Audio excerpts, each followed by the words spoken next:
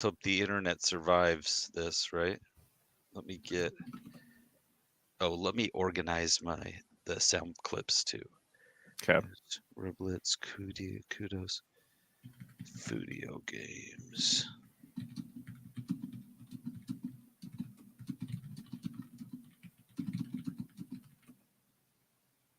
Oh, I gotta turn off the loop.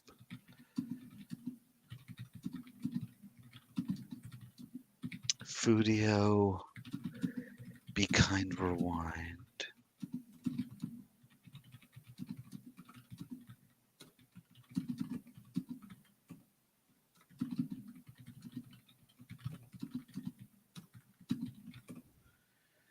Kudos.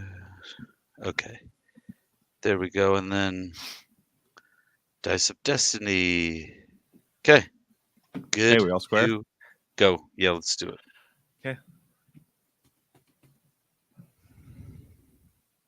Hey, man, how's your sound?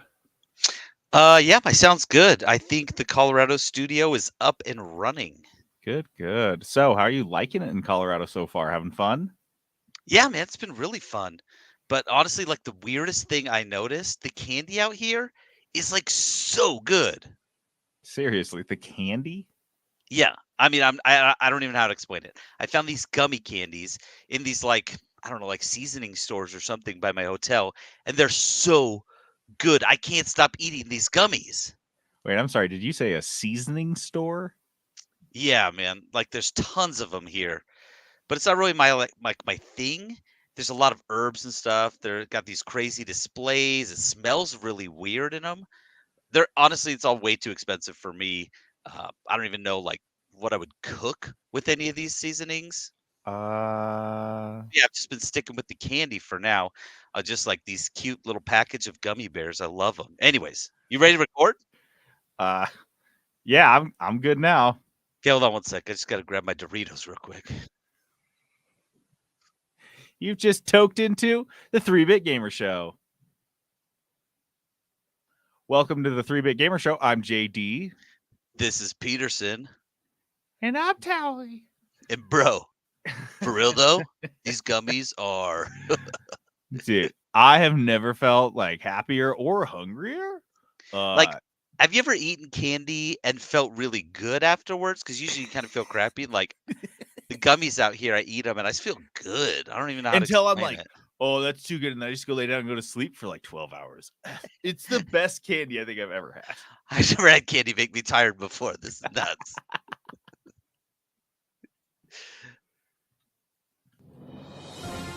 Live from the 3-Bit Gamer Show. The news. Is it just me or was the sound clip all weird and like laggy? It was hope just it's you. It lagging because sounded of good your on me. internet. Yeah, that's got to be it. It's like losing its momentum toward the end, like like an Hmm. air horn in an old truck when you pump the brakes and it goes. Well, the listeners aren't going to get any of that because I'm going to make it so good in post, you don't even know. They're not even going to hear it. All right. Our news this week, as with all weeks, is brought to us by Crave Cookies. Crave Cookies. Is there a Crave in Colorado? Not yet. No, and there should be because this market is ripe for the cookie store. There's a couple What do you? crumbles and What does everyone that mean? hates it. You see a bunch of a larger gentleman walking around cookieless. You're like, dude. Listen, so many fat people. There's so many people smoking weed. Two hands, no cookies, and they're all high. They're all high. Honestly, there's like a handful of Mormon people out here. We know they love cookies, so it's like, love them, live for come them. on. What are we What are you doing, doing? Trent? All right, so Crave Cookies, if you aren't in Colorado, you might be able to get your mitts wrapped around a couple of these, and we'll tell you what's coming up on the cookie menu. Not the one, if you're listening to this episode live, you can go check it out on cravecookies.com, but we will tell you what's coming up the week after that, because if you listen to this podcast, you get the first chip. I don't know. Dude, we're the only people that get this, okay? No one else gets this. Trent, I don't even know. His franchisees don't get this. They have to listen to the podcast to know what's coming up on their menu. It's how we get listeners. Actually, we're like, we need some more listeners, so open up a few more, please. Trent's a real mensch, dude. He hooked us up with like an extra 35 listeners, and we could use those downloads. Honestly, we will take them. Our sponsors expect it. So here's what's coming up: the chocolate chip cookie, the Brookies and cream, the baked butter beer, the Crave butter cake. What is that? I don't know, but there's gonna be a lot of mix-ups at the drive-through. I'm just gonna say between the Crave butter beer and the baked butter beer and the Crave butter cake. Ooh, but it doesn't matter because they've got the Scotch-a-Rookie this week, so that's the only cookie anyone should get. Yeah, this is, you know what, you can skip the Butterface cookie and get the Scotch-a-Rookie. Butterface cookie. And also the Irish mint. Wait, I'm in for that one. What is? I need to know what that is. I don't know. I don't know why it's coming to us in August. Shouldn't the Irish mint come to us a wee bit earlier? I don't know. You can do a little jig? Leprechaun JD over here. Is that offensive to Irish people, or do they lean into the leprechaun stuff? I'm sure they hate it, but guess what? I can't help it. I was just in Ireland, and like they wear a crazy amount of green. Like, I'm not making this up. Everyone was wearing green, so I'm like, look, you're all leprechauns. You can't be that bitter when Lucky Charms are like the foundation of their economy. It's their number one export. Dude, Lucky Charms, just the marshmallows though. The other part of it's made here in the US. They only make the marshmallows. We import the marshmallows. They're peaty. You can only get them there. Where were we? Oh yeah. So there's an Irish mint cookie at Crave. Oh yeah, the sponsorship going long again. This happens. All right. So get on down to Crave Cookies and get your cookie on. After last year's post-pandemic correction, the gaming market is booming once more. I think we talked about this. We knew this was coming. There was going to be a huge bounce back once everyone got back in the office and started working again. Everyone stopped dying from COVID, which was nice. We slowed down the COVID deaths. We didn't stop them completely, but we slowed it down. We did our best, which was to say we did not a good job at all. We did nothing and waited for the virus to mutate into a less deadly version of itself. And then we celebrated after 500,000 people died. We danced on their graves. We were like, we did it. Lucky Charms danced. Also, though, but this is a big year for games, though. Yeah, huge. Like, this is a big year for games. So, of course, the markets bounced back because last year, everything was postponed to this year. And so and this year's not even done, guys. We still have some massive game releases. We have Q4, coming out, which is historically always the biggest quarter. Like, dude, they released Zelda, the latest Zelda game, in Q2. Just like put it out. There's like, it's like, yeah, just threw it out because like people are going to buy it. That was that's not even part of Q4. And this is an already, like Peterson said, an already booming We've got Starfield and Baldur's Gate 3 coming out, which is like if you try to look up gaming news right now, that's it. It's Starfield and Baldur's Gate 3. That's Baldur's Gate 3, by the way, already out on PC, exploding in sales without the console releases. The PlayStation one's out next month, and then the Xbox one, they don't even have the date on it. They're just like, we're working on it, and when it's good, it'll be out, but we don't know when. So honestly, it's probably going to be best on PC anyway. Like, judging off, I played it. I can't imagine playing this with a controller. It'd be fine, but it's so much better clicking with a mouse on this. But yeah, like you said, Q4 already. Starfield coming out. Let's see what else is. I feel like there's a couple others, but that's all I see in the news right now: Starfield and Baldur's Gate. Yeah, it's just going to be a massive fourth quarter without, on top of that.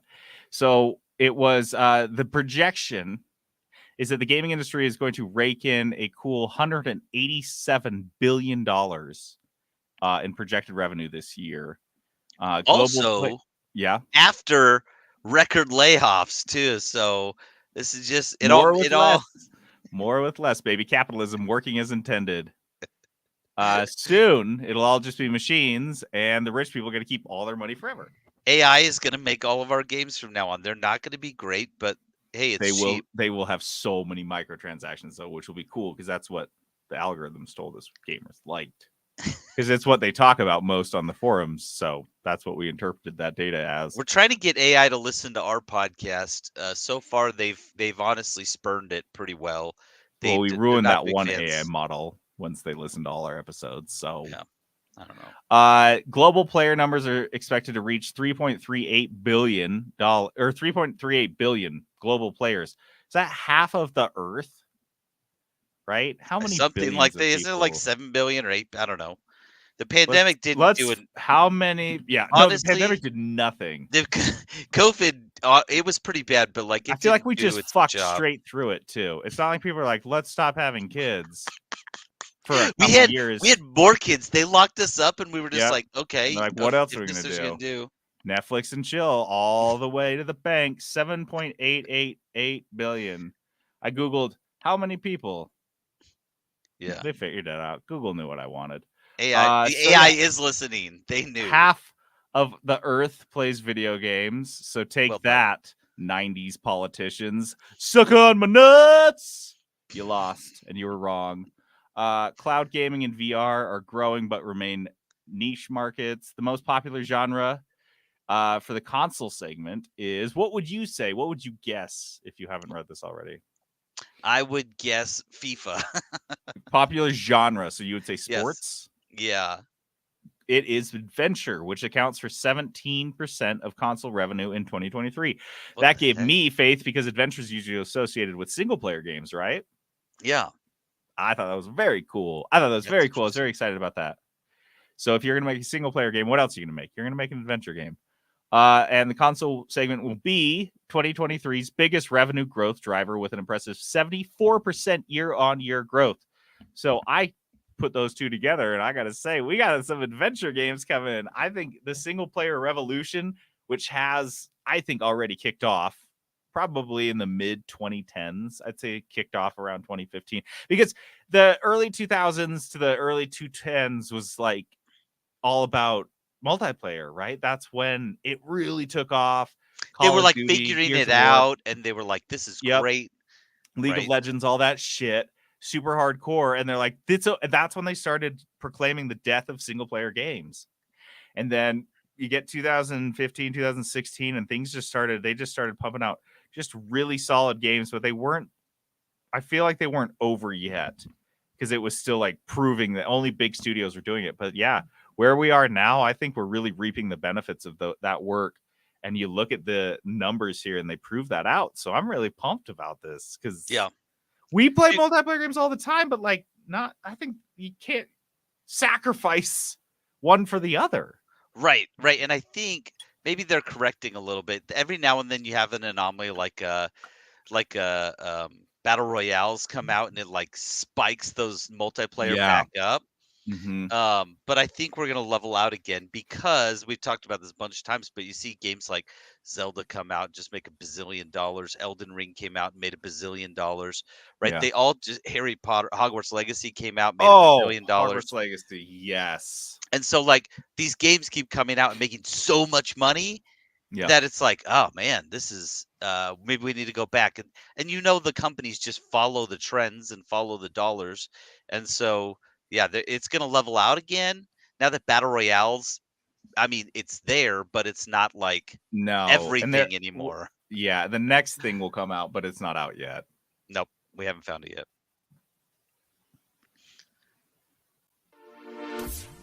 Two guys walked off the floor of Gen Con with over $300,000 of stolen Magic cards. They didn't even hide it. Well, it was wrapped up in plastic. I know, but they didn't like. This wasn't some like Ocean's 11 type of heist. It was exactly an Ocean's 11 type heist. At the end of that film, they walked out the front door of the casino with the goods. This was a perfect heist. Except for, what do I always say, Peterson? What is my one piece of advice to criminals that I say all the time on this podcast? What are you gonna do with all that? Don't steal a job. Yeah, you stole a fucking job. You stole $300,000 of goods. You can't spend goods. You can't buy groceries with goods. You have to sell them. You have to move them. You stole yourself a job. You buttholes. You're gonna open up a gaming store? There's What are not you like thinking? there's not like a Russian mafia garage where they're buying Pokemon cards, No. right? You're not like stealing gold bullion Steal and like taking it to some money. guy. Steal. Not even gold. I'm like, how do you fucking unload gold? Just steal money. Damn. They did steal money. They stole money in the form of Pokemon cards. Dude, this can just convert straight to cash, bro. You don't even know. You walk into the right store and you can buy anything. This is at Gen Con, which is in Indianapolis at the Indiana Convention Center. Thomas Dunbar, aka TJ Dunbar, and Andrew Pearson Guami, aka Pearson That can't be how you say it. How do Guami. you spell it? It's Giaume. It's just a mess of vowels. It's French, probably. 4 vowels and an M. I don't know. If it's French, you don't even say the G either. You just like. Well, this TJ and Pearson, so it's basically us, and they kind of look like us, like doppelgangers of us. Wow. And so they stole there's a retailer that was like hosting the show, and they had these cards from the Magic the Gathering Commander Masters Collector booster sets, and they were in a bunch of cardboard boxes on a pallet.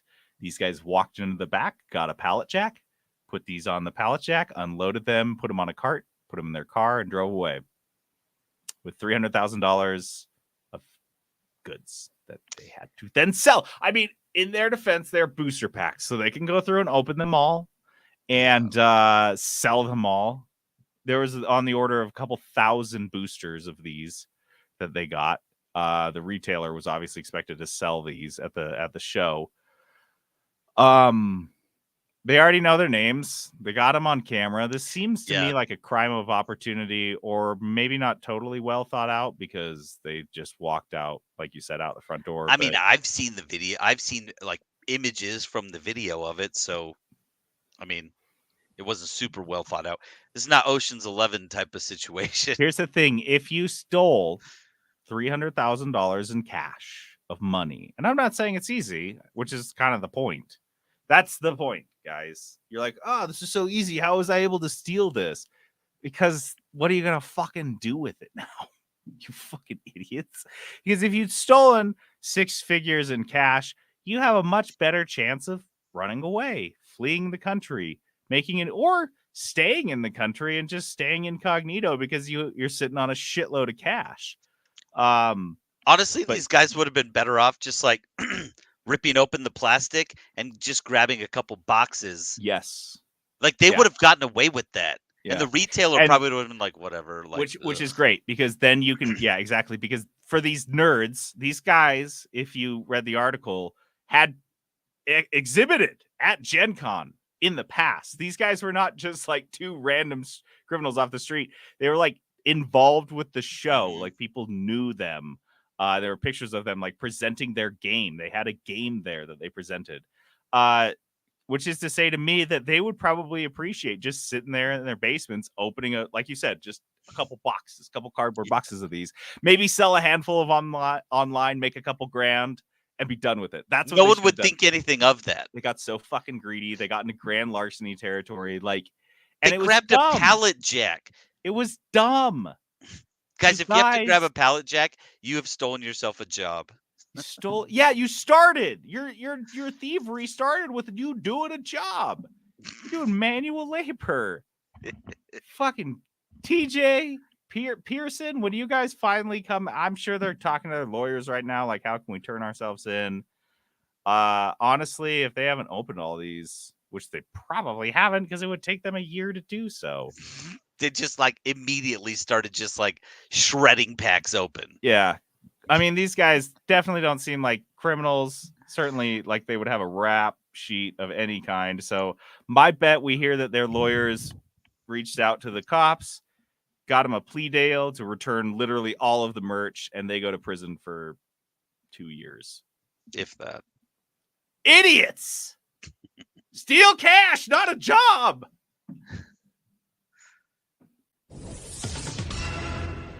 Fortnite is getting its own Holocaust museum, so buckle up. Oh. This is a virtual building called the Voices of the Forgotten Museum. It will allow players to walk through its halls reading plaques describing the genocide against Jews in Nazi Germany, and they will see photos of Jewish resistance fighters and heroic individuals who sheltered Jews. One note, because this game is Fortnite, a game for children, no pictures or depictions, for the most part, I think, of the camps are going to be shown, which, having visited a few Holocaust museums, I can say is tough for me to think of the impact of this. But I guess maybe that's you get what you can get in Fortnite. Yep. If you can get this in front, because how many of these kids actually have access? How many people have access to a Holocaust museum in their city, in their state, even, to be able to see that stuff?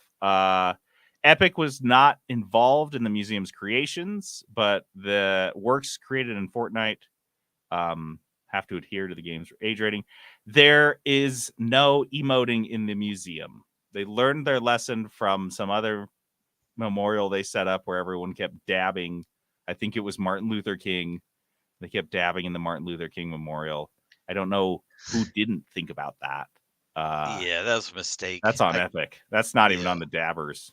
I mean, they should have known right away. That shouldn't. So yeah, they've had this a little more lockdown. Like I said, hopefully it's something. Hopefully it makes an impact. It's not going to make a negative impact. Certainly not. I hope not. I mean, sometimes kids these days are pretty messed up with some of the things their humor. So hopefully they don't use any of this as like ammunition for the online chat forums where they're getting online and just being horrible humans. So I'm hoping this is just like the impact is positive. We'll see. I interact with a lot more middle schoolers than JD does, and so I'm not super hopeful. But we'll see. Yeah, we'll see. Indeed. Sometimes they can be reasonable humans, but not most of the time. More often than not, no. Yeah.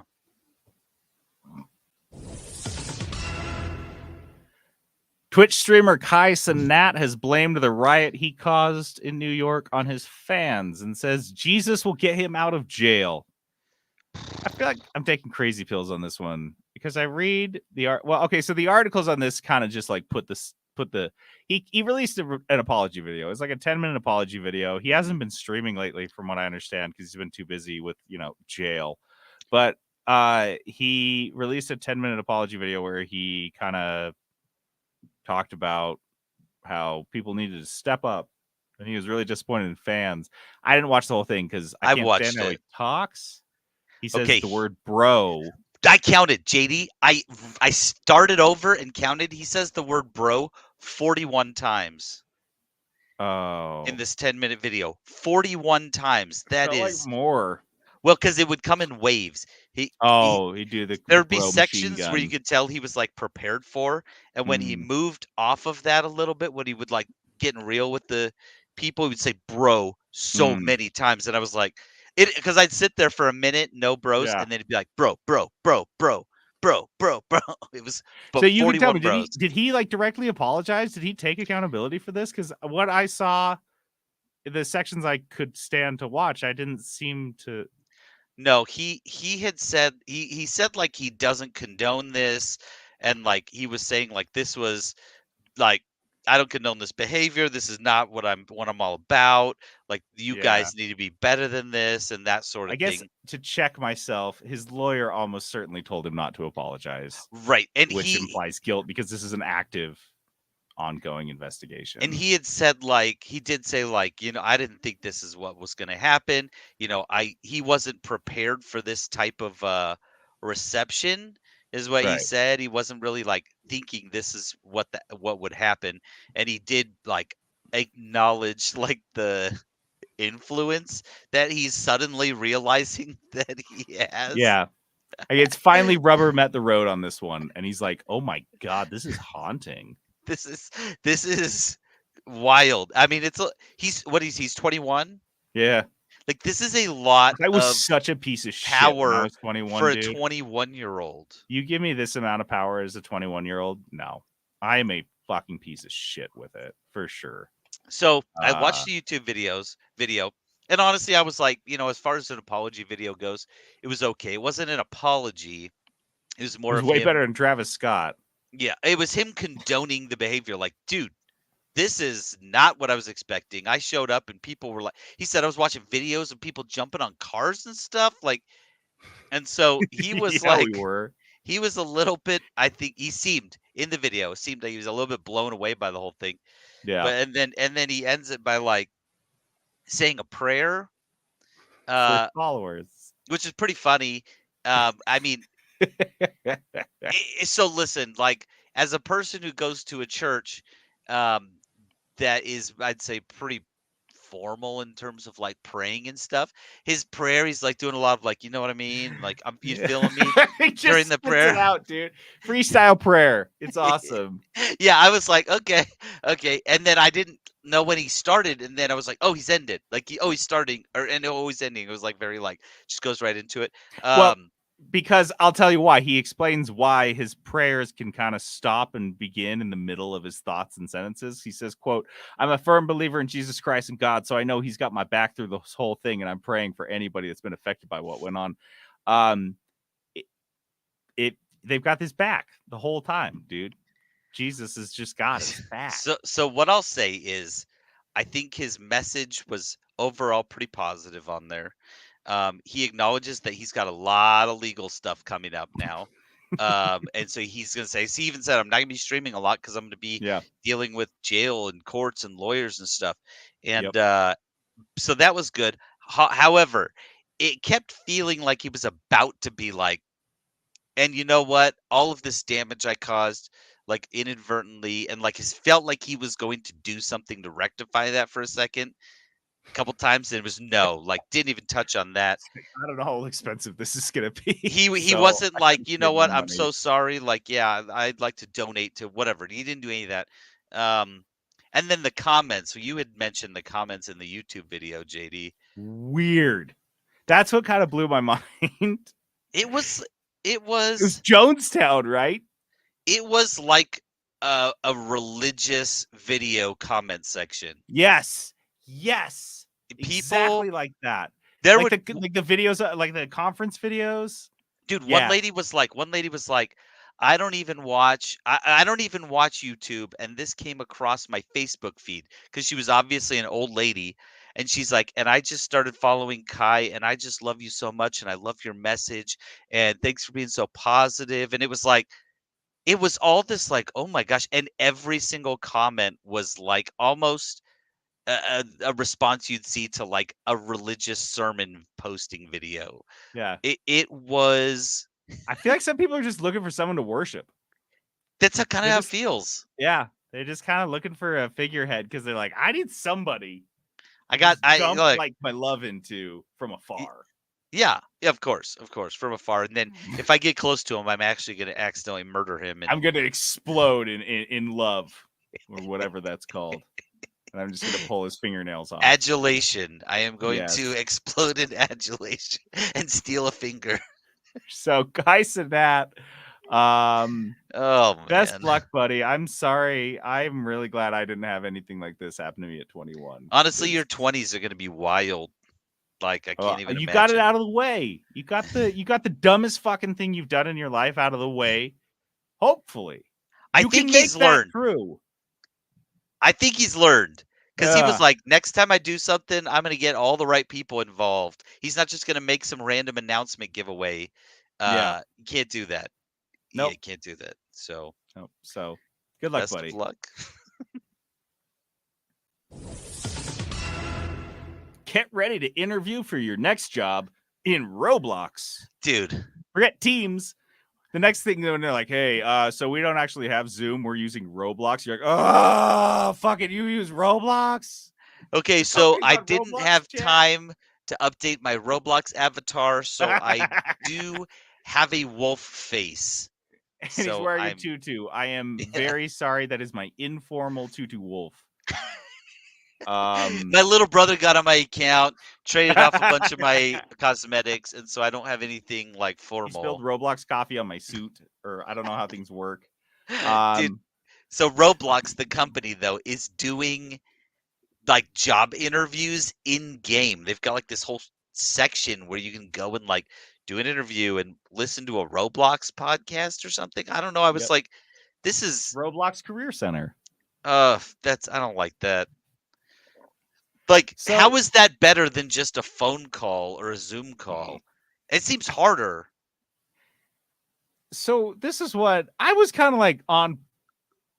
I was of two minds on when I was reading this, because I was like, okay, well, you're going to be working on Roblox. You should be expected to have like the basics understanding of how to be in the game. And maybe that's not the worst idea. If you actually have the capacity to do that in the metaverse sense, have a maybe not the full interview, but if I were interviewing, say I wanted to work at Roblox, and they were like, okay, we're going to do a phone screen, and then we'll do like a skills interview, and then we'll do a culture interview in Roblox. I would be down for that. And I'm very anti-corporation, very pro-worker, and I would be like, yeah, that's cool. That's kind of cool. I could see that. But I don't think that's necessarily what this is as much. This seemed like they were just using Roblox as a platform for the full interview. And then the other side of that coin that I remembered was, do you remember the crux of that League of Legends Riot Games lawsuit in terms of their hiring practice, specifically in regards to their hiring practices around hiring League of Legends players exclusively? Yeah. Looking at how many hours they'd put in the game, looking at their skill levels, looking at their rankings in the game, and using that to gauge, which at the time on paper, on its face, sounded logical. People making this game should be fucking obsessed with the game. That makes sense. However, when your game is geared exclusively toward like one very tiny demographic, what's going to happen is you're just going to end up in a snowball effect where every single person working on the game, you're making games for that person because you are those people. And it's just like this endless Ouroboros of you just like making a shit game. And so that's what brought up my red flag when I was listening to this. And I read this. It said, Roblox says its in-game career center is designed for candidates and applicants who have likely grown up playing Roblox and who will feel comfortable looking for work and interviewing in it. So that sounds, on top of the Riot Games comparison, also sounds kind of groomery and weird that we only want to hire people that were like grew up playing Roblox. Dude, I think they're just trying to hire a bunch of 9-year-olds is how I kind of read this. Because like this game hasn't been around that long. And here's the other thing too. It feels exclusionary because I don't believe you have a Roblox account. And so if you were like, hey, I applied to a job at Roblox and now they want to do an interview, like you'd have to go make an account and go in. I'd have to do the same thing. And I have Roblox downloaded on several devices at my house. I've never played it once. And so that seems exclusionary because you would have to go download, create a profile, create an account, figure it out how to get in there and do all the stuff. And so, yeah, it just seems like they're just, it seems like a mistake. When I say, and I know people react to this differently sometimes, when I say diversity, I'm a white dude, and this would be exclusionary to me. I'm a white dude who does video games, plays video games all the fucking time, has a video game podcast, and this would exclude me and my experience from Roblox. That's the type of shit we're talking about. I also feel like they would slightly be judging your skin in it. Does that make sense? Because if you just go in with like basic skin, I think he just created this account. He's never even played Roblox. But if you come in with like some crazy sword, or they're interviewing some guy who's got some crazy sword that was made in 2016, they'd be like, oh, here we go. This is our guy. You know what I mean? and then they bring no outside influence, and that's another problem. Is if you're such a hardcore Roblox player that Roblox just wants to hire those fanatics, what other games do you even play? Like to the League of Legends point, if you're that good at League of Legends, I played it, you played it. To get really good, you play nothing else. That's it. The games are 45 to 60 minutes a piece, and you should probably play 5 to 10 a day if you want to like be decent at the game. Okay, so you are not playing any other games, and that's who they kept fucking hiring at Riot over and over and over and over and over, and they wonder why the game doesn't move forward in any notable or significant fashion because they're not moving forward. They're deliberately just like planting roots and setting their feet in one spot, which is what Roblox, I think, is doing here. So I thought the idea, like I said, as I described it as a culture thing, is kind of cool. And honestly, I could see that even expanding to other places. Like we do our culture interviews in Roblox because we like to see, I don't know. I don't fucking know. I can see there's an angle there. Right. This is not that angle. Yeah, this isn't it.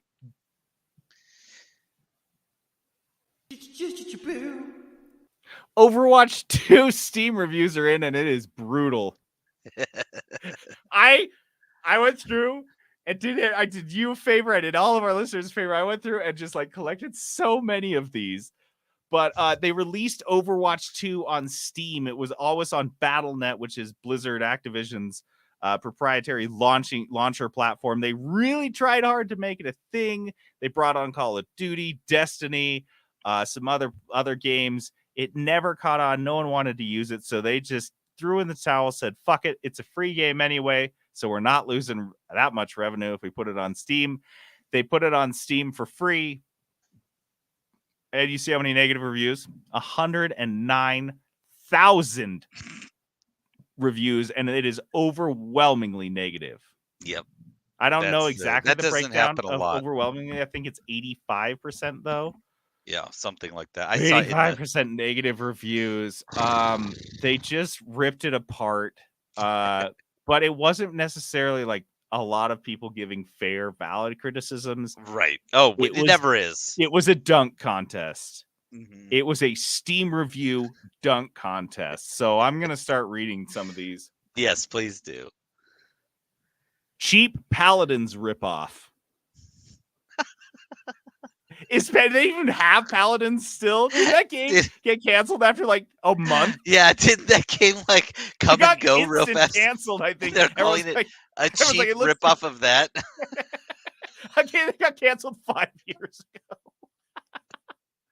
Okay, the people who make Overwatch porn work harder than the people who make Overwatch. Which this honestly, is the theme, by the way, the porn. Yeah, the next one, porn so good they made a game out of it. The next one, this one, dude, I thought I was gonna pass out when I read it because he put it in all caps in like a giant blue font. I didn't even know you could do in Steam. It just said, "Please add sex."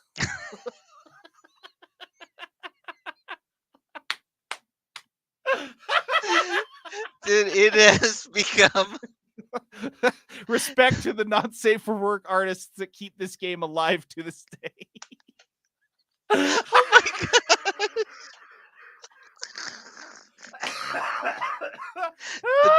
The biggest thing to come out of Overwatch is the porn of Overwatch. Not enough characters with feet or toes sticking out.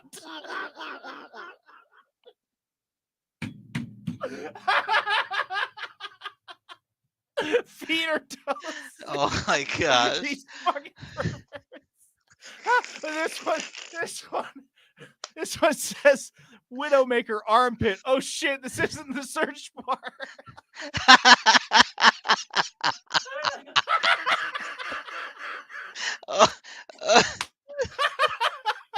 The porn of Overwatch is so extensive that you can get your individual fetish in Overwatch porn. You got a foot fetish, you got an armpit fetish. It's serviced in Overwatch porn. Oh my god. Fuck? They're right, dude. Overwatch 2 is just a porn. Overwatch is going to get overtaken, and in 10 to 15 years, that's what it will be known as. They're like, oh, they made a game from the porn? That's crazy. This one installed this game just to verify its authenticity. And yep, they completely ripped off famous characters from Rule 34 and even gave them clothes, disregarding the original lore. My disappointment is immeasurable. The original lore. They gave them clothes.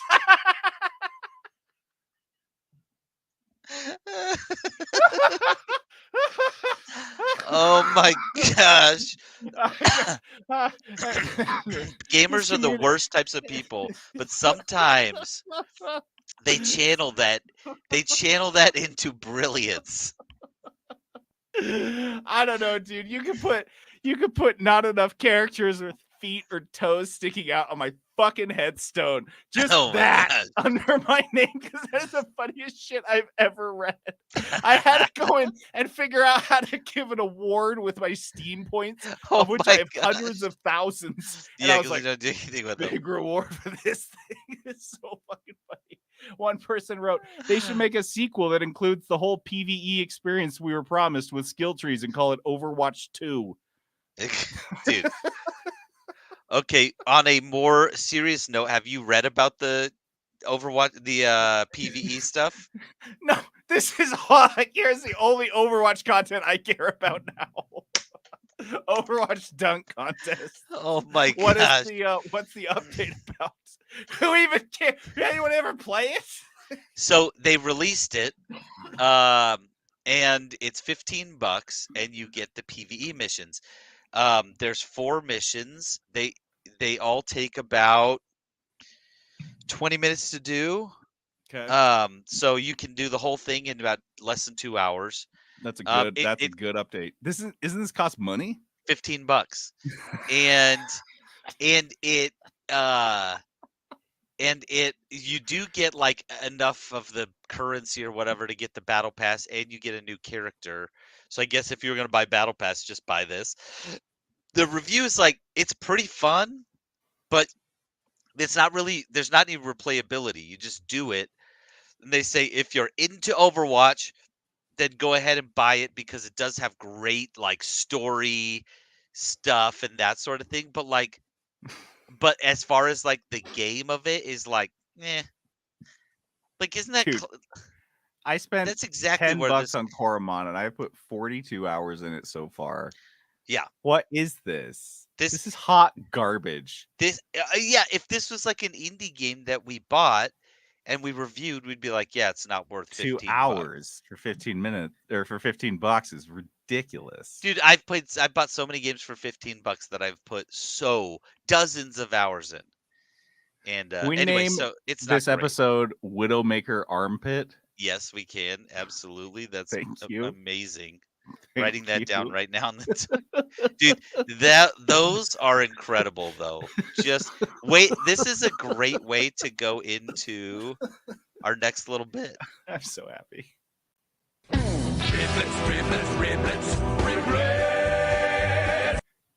Riblets.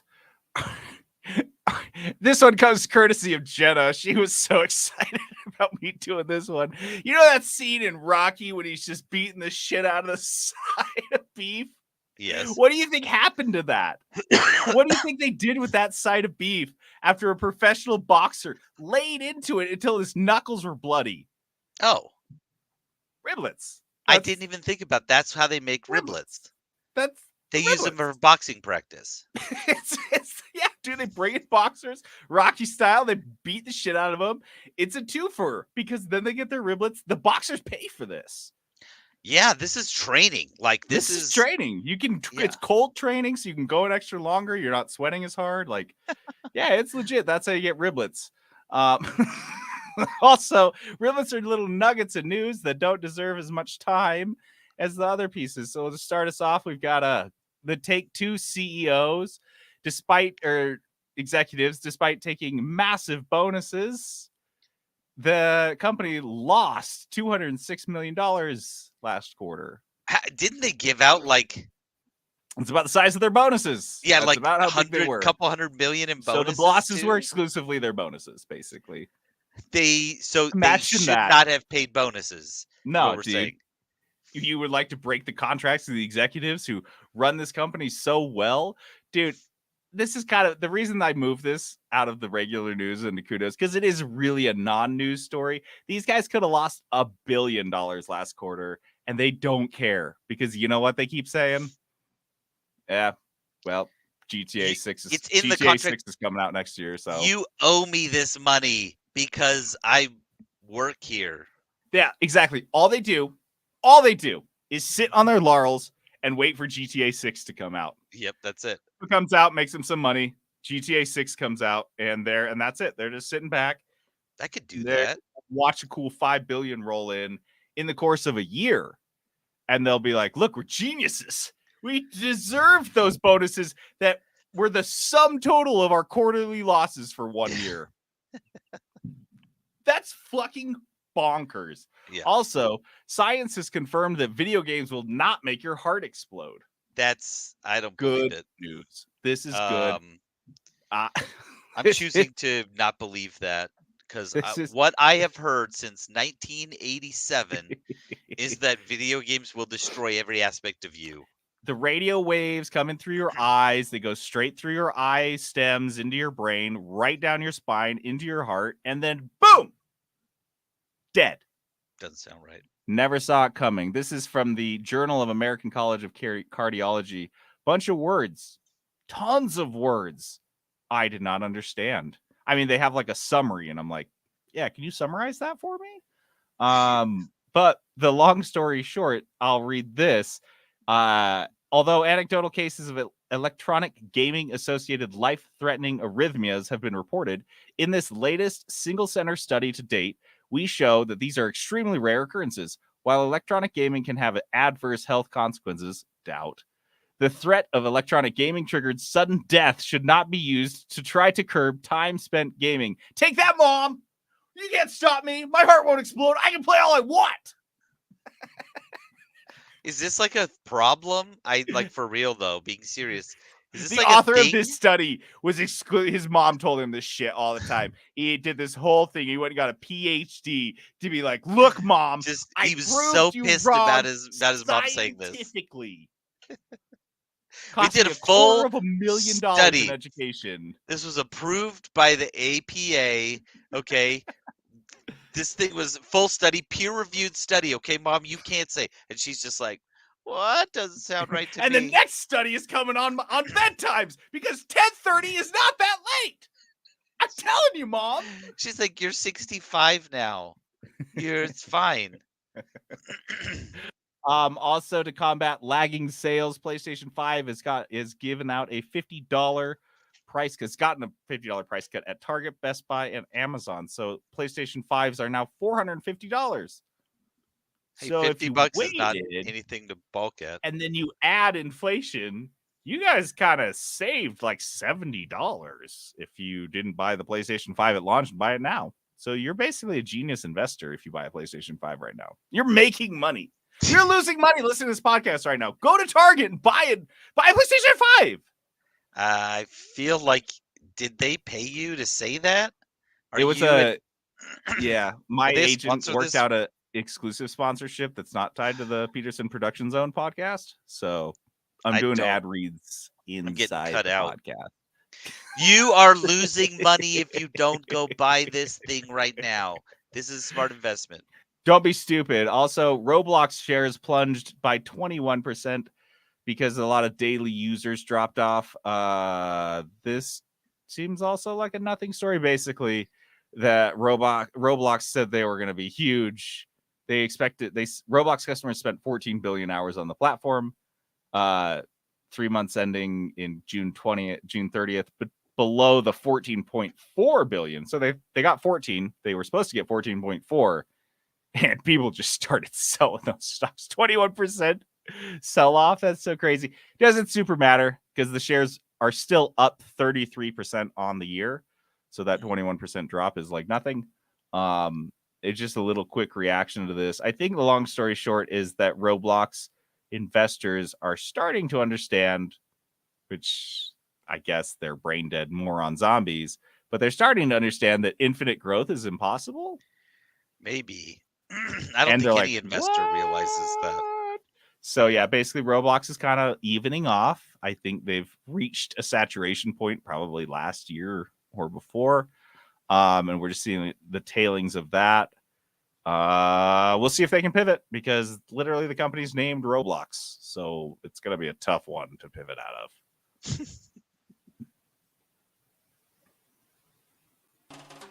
Kudos. Kudos.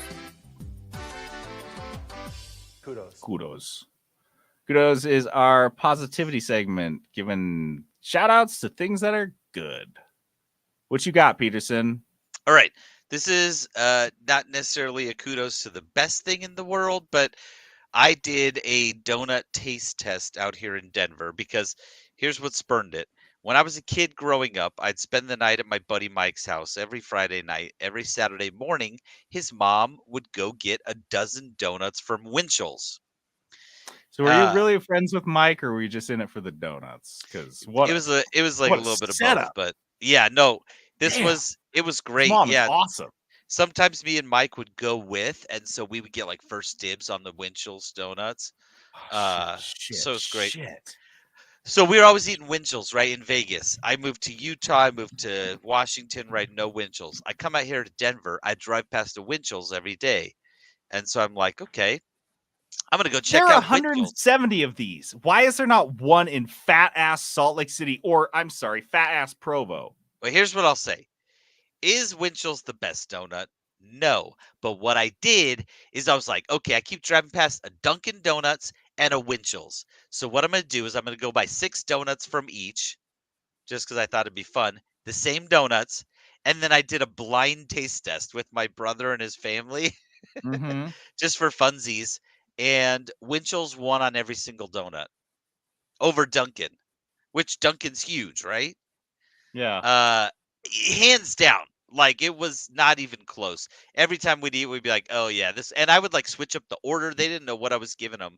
And every time they would pick the Winchell's donut. So I got to give kudos to Winchell's for being the better donut, I guess. We did a taste test. Is it the best donut you can buy? No, but it's better than Dunkin'. That's what I know. So there's a million in LA.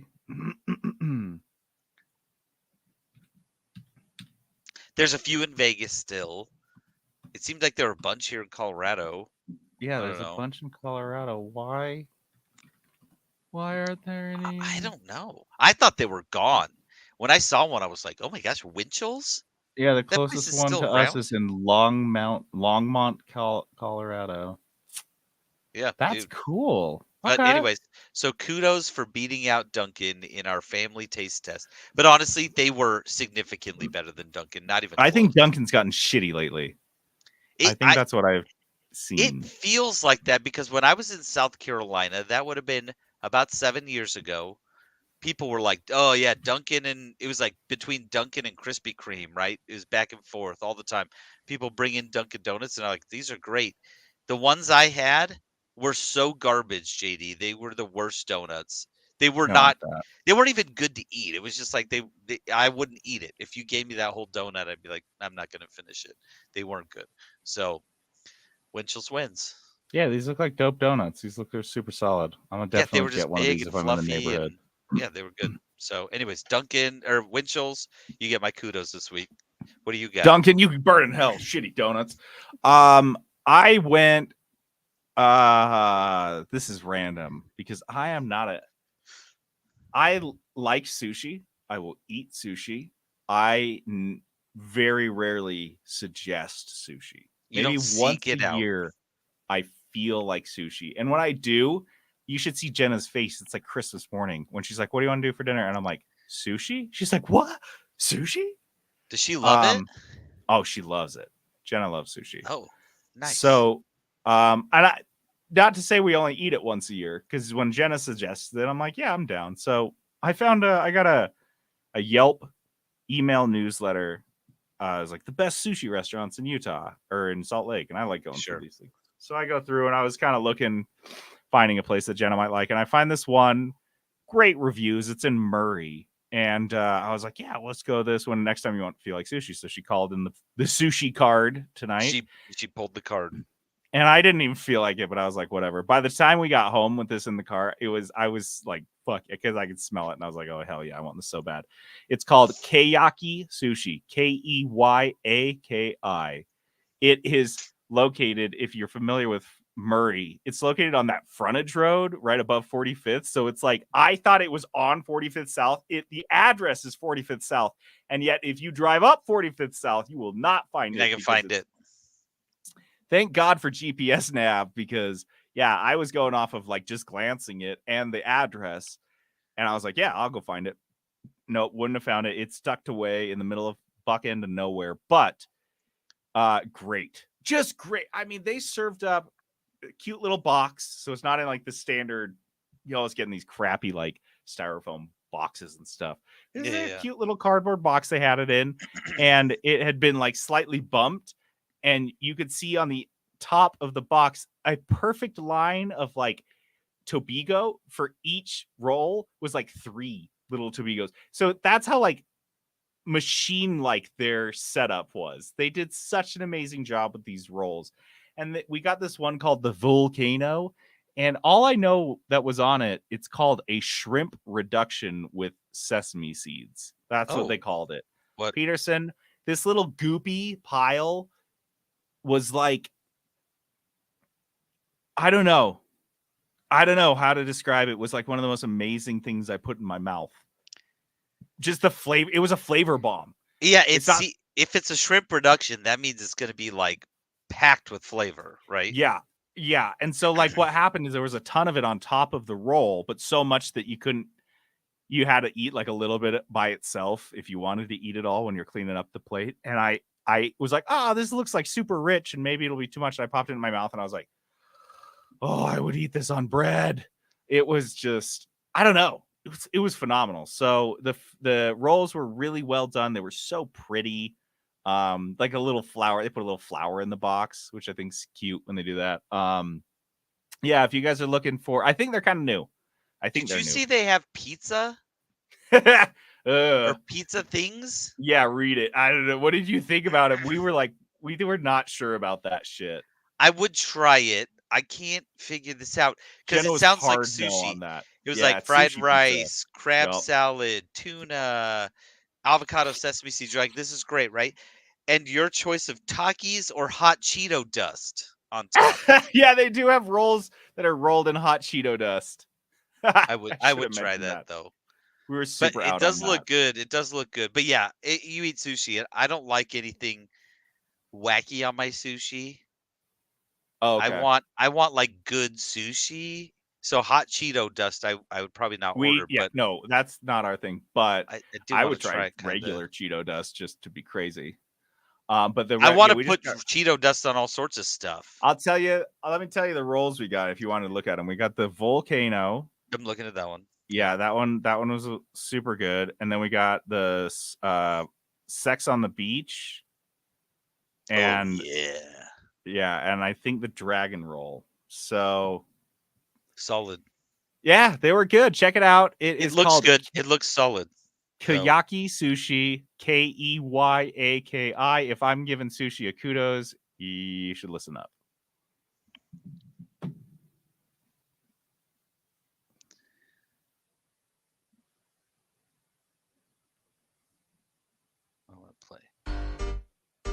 Yeah. 3-bit. Studio games. We got that cereal fame, cause you saying our names. We in the studio playing some Foodio games. That's right, it's Foodio games. Yeah, we playing Foodio games. And drinks. Dude, this is perfect. This is a food-heavy episode. I hope you guys brought your appetites. Bring it. Shit, yeah, we do Foodos, only Foodos. Now we're doing Foodio games. Foodio games is this segment we like to do comparing food and video games. The only two things that get us out of bed in the morning, honest to God. That's it. My kids, out of here. I get up because I want cereal. Yep. And if they eat it all. They're in trouble. Walk to the store, buy me some cereal, be back. You got 20 minutes. So Foodio games this week I wanted to do in honor of my life right now, which is fruit.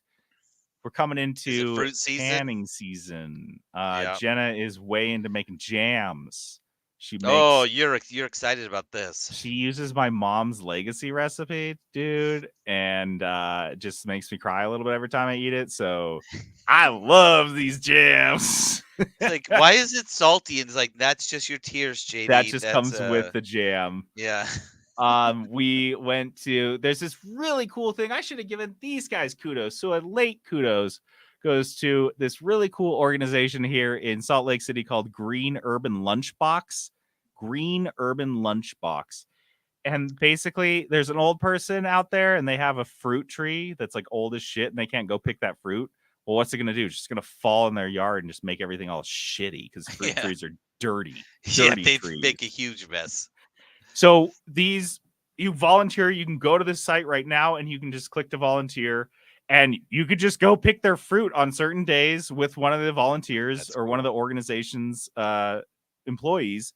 And like, so Jenna and I went and did it. This older lady in South Salt Lake, and she had an apricot tree. And so we just we're climbing up there. It was like 8 or 9 people, all kids. They're all in like their 20s in like college and shit, like talking about. And Jenna and I are these old fucks there just to steal fruit. But what they do is we picked so much, like they filled the whole van. Like they just had so much, and they take it and jar it. They do like jarring classes and stuff. And then a lot of the cans go back to the people. Nice. And a lot of these things go to like food banks and stuff. So it's a really cool cause. And Jenna and I took like a little, because you can, you take a little bit. She was able to make like 8 jars out of it. And we didn't even make a dent. They're like, do you want to take more? And we're like, I don't. That's going to be a lot. Yeah. That's a lot of fucking jam. So that was really cool. So the jam season's kicking off. The fruit season's kicking off. And I wanted to say, real quick. That's like when I was at your house and your mom pawned off a box of plums or 8 plums. Yes, dude. I'm over there and I'm like, oh, you got plum trees. And his mom would not, at that point, I mentioned plums. She would not take no for an answer. I took a box of plums home and jammed them. I still have some. Hell yeah. Because his mom was like, because if you have fruit trees, you have too much fruit. Yep. You always do. Anyway. So Jenna jams that fruit tree, that plum tree now. We go pick all those plums. We planted our own plum tree because we're stupid. We also planted 3 peach trees because we're stupid. That's a lot of peaches. Yeah. It's gonna be jam central in a couple years here when everything comes to fruition. It's gonna be gnarly. But I wanted to talk about what are the fruits video game combinations, the fruit comparisons to fruit video games. What video game is what fruit? What game genre is what fruit? We're probably not gonna have a lot of overlap because I did a handful of wacky fruits. You defted durian though, didn't you? I didn't. I thought about it and I was like, you know what? I don't even want to talk about that mess. It was hate it. Too low hanging. Okay. I hate it. Well, I'll just start, or do you want to start? Kick it off. You kick it off. I will start with. How do you know which one's the best one? Did you do cherries? No. Tell us what cherries are. Okay, so cherries. Cherries are the ABXY layout. Let me explain why. Because you've got PlayStation, right? You've got Xbox. They pretty much have the same layout, right? But PlayStation's got a different thing. So you're like, this is fine. This is what I'm used to. This is what I do, right? And you're like, this is great. It works for me. Have you ever had a fresh cherry? They're delicious. They're fantastic. They're always good. You've never eaten fresh cherries and you're like, I hate these. They're just good. And then that stupid bastard Nintendo comes out and they're like, oh, we're just going to mix this up for you. And that is when someone hands you a maraschino cherry. And you're like, what is this garbage? And you hate it. It's terrible. It's gross. And then you kind of get used to it. You're like, okay, this isn't so bad. And then you go back to Xbox and someone gives you a fresh summer rolls around. They give you a fresh cherry and you're like, why was I eating maraschino cherries? Those are so terrible. I hate Nintendo's layout. I'm so comfortable with this Xbox layout again. And then you're just missing up. So that's what it is. ABXY layout. It's so great when it's good, when it's fresh, when it's Xbox, when it's PlayStation, and then you can pick up a Nintendo paddle and you're like, this stupid maraschino cherry. I hate it so much. That's so funny to me because I like maraschino cherries. I And I'm hate like, them "Yeah, what are you so talking about?" much. But then I realized I'm like, if I were to compare them to fresh cherries, I'd be like, oh yeah, they're trash. Like, I just like them because that's what I usually have. It's like in a jar in my fridge. It's accessible, but Right, right. But yeah, they're not even comparable to fresh cherries. yeah. Okay, so along those same lines, I like that. I kind of had the same idea about strawberries in that strawberries are everywhere. You can get them. They grow literally like weeds, and generally they're all okay. They're strawberries. You buy strawberries in a grocery store, they're going to be like, okay, strawberries, and you eat them. Yep. But if you ever had just like an amazing fucking strawberry that was like Yep. grown with care and it's like homegrown and it's big, fat, and juicy, and when you bite in, there's no white. It's just so red. Take It's a like bite, you're redder like, oh, inside. it blows your mind. Yeah, and it's just the juice is just so fucking juicy. You're like, I didn't know it could be this wet Super inside of a sweet. strawberry, but it's like bleeding. For me, strawberries are like kids games that are targeted toward kids. Generally, most aren't even memorable or even good. They're not things that I'm interested in going back to. I'm like, yeah, it was a kid, it was a strawberry, it was Fortnite, it was whatever. But every once in a while, there's a kids game that comes out that's just like Zelda, where it's like it doesn't matter. It's just So great. amazing, and that's Or the hits the spot, you good know? strawberry. Yeah, Mhm. yeah. So it's just there's so many of them out there, but when you get a good one, you're like, dang, I just didn't even know they could make them this good. All right, you ready for one of my more Weird controversial ones. ones? Yeah, hit me. Bananas. Oh, I have bananas. What do you got for banana? I have a way good one for banana. Mine's going to be way different because here's the thing. Def. I don't like bananas. Let me start with that. Yeah, you and Jackson. That's hate where 'em. we're starting. That's where the starting point is. Bad. Bananas are that unnecessary currency in every online game. It's like one of the play to earn currencies, but you're like earning it and you're like, I don't know what this is. I don't know what's the blue gems. I don't know what these are. It's not the premium currency. It's like to buy something random. Yeah. Quit putting it in everything. I don't want that. I don't want it in everything. It's just banana peanut butter, Peterson. It's a good combo. It adds Bananas potassium. honestly, I don't know what it is lately, but every time someone offers me anything, there's bananas in it. Like, oh, we made this thing. Oh, They're but there's trying to tell bananas in you, it. And I'm eat like, something stop. healthy. I hate them. I hate bananas.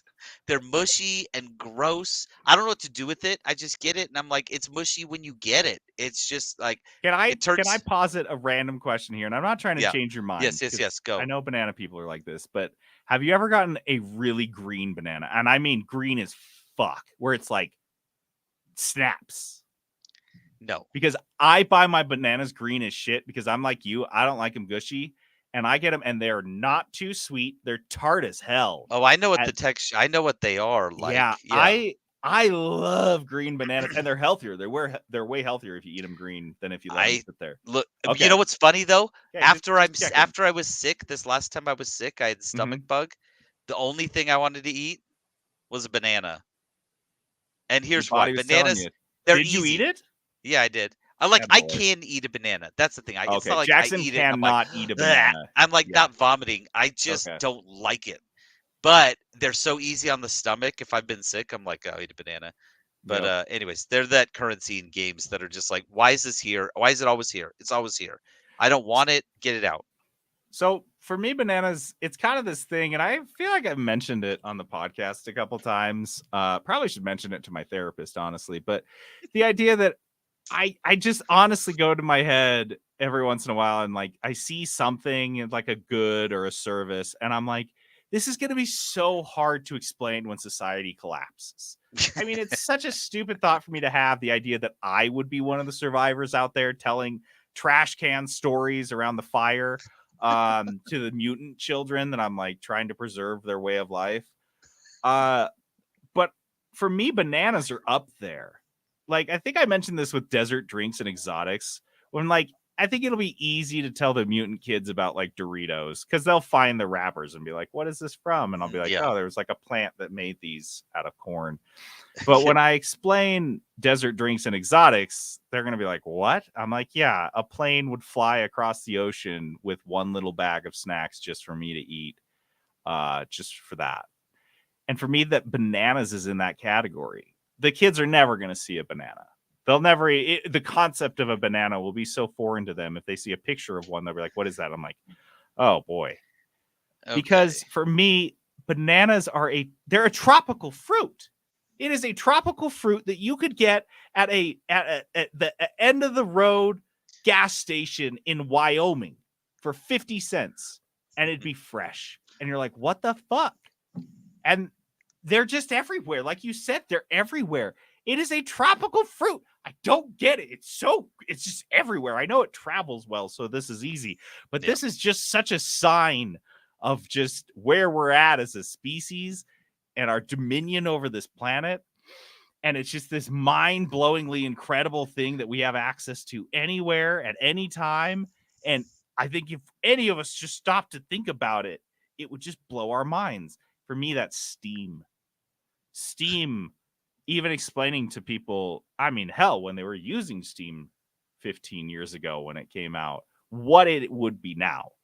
And the games you could find on there now, which is to say most games. Yeah. Between like Steam and I guess I could just put like good old games in there too, and like other things. Just basically, if we combine all of these platforms, the ease and accessibility of games. Because when I was a kid, even playing Dreamcast games, if I was like, oh man, there was this old N64 game I used to play that I loved. Getting that game in my hands and playing it would be an ordeal, even 5 years after the fact. Because if it was a hard to find game, I couldn't hop on the internet and I could, but I don't know how many resellers I would have trusted. I have to maybe get a gaming magazine like these ones I get in the mail and go through their catalogs of used games and hope that I can get it there. Like all of these things that are just, I can literally see a game video on YouTube, pull out my phone and buy it on Steam and download it on my computer remotely. It's the bananas of the gaming world for me. Just like, this is crazy. Are we not? I shouldn't be able to get this, but we just get it. So easy. And it's cool. You can get dragon fruits and kiwis and stuff in grocery stores in Salt Lake City. That's mind blowing enough as it is. But like I'm saying, when I was in we're in the middle of bumfuck nowhere like Alaska, and you can still get a banana, and it's still like kind of green. What the fuck? It's banana. It'll be fine. It'll be a great banana. Yeah, dude. Yeah. So what else you got? That's a good one. Well, I'll stay with the banana train for just a minute because this one's specifically for you.